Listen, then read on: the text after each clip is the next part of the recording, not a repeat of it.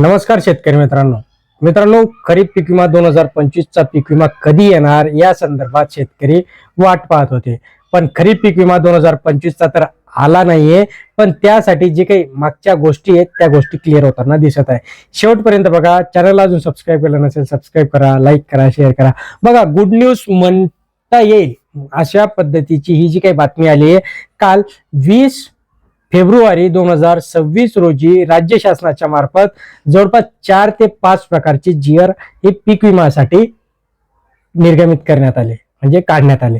आता हे जे काही जीआर काढण्यात आले या जीआरच्या माध्यमातून जे की राज्य शासनाला नोटीस बजावली होती की डिसेंबर 2025 पर्यंत जे काही आतापर्यंत प्रलंबित असलेले पीक विमे आहेत ते पीक विमे लवकरात लवकर मार्गी लावण्याचं काम हे राज्य शासनाला करायचं होतं आणि त्यासाठीचा जो काही निधी होता तो निधी देखील उपलब्ध करून द्यायचा होता.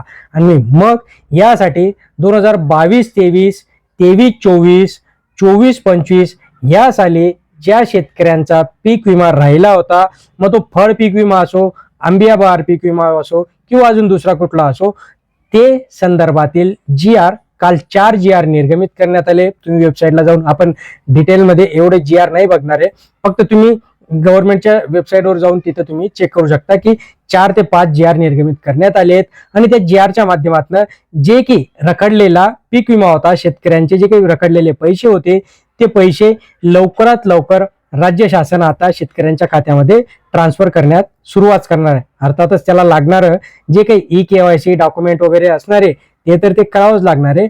पण त्याच्याही पुढचा जर आपण विचार केला तर 2025 मधील जो काही खरीप पीक विमा होता शेतकऱ्यांचा तो अजून आलेला नाहीये. आता जोपर्यंत हे राहिलेले पीक विमे ट्रान्सफर होत नाही तोपर्यंत मिळणार नाही का, तर असं नाहीये. ते पीक विमे ट्रान्सफर होण्याची जी काही प्रोसेस आहे ती वेगळी आहे.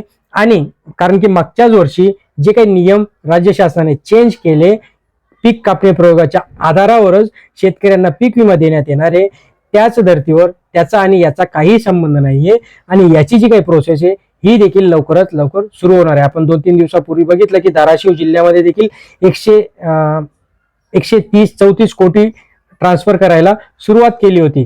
आता त्याच पद्धतीने महाराष्ट्रातील संपूर्ण जनतेचा जो काही 2025चा खरीप पीक विमा आहे तो राहिलेला लवकरात लवकर त्याची प्रोसेस सुरू होईल. तो अपडेट जसा येईल तसा तुमच्यापर्यंत पोहोचवणार आहे. मित्रांनो, चॅनलला सबस्क्राईब करून ठेवा, लाईक करा. धन्यवाद.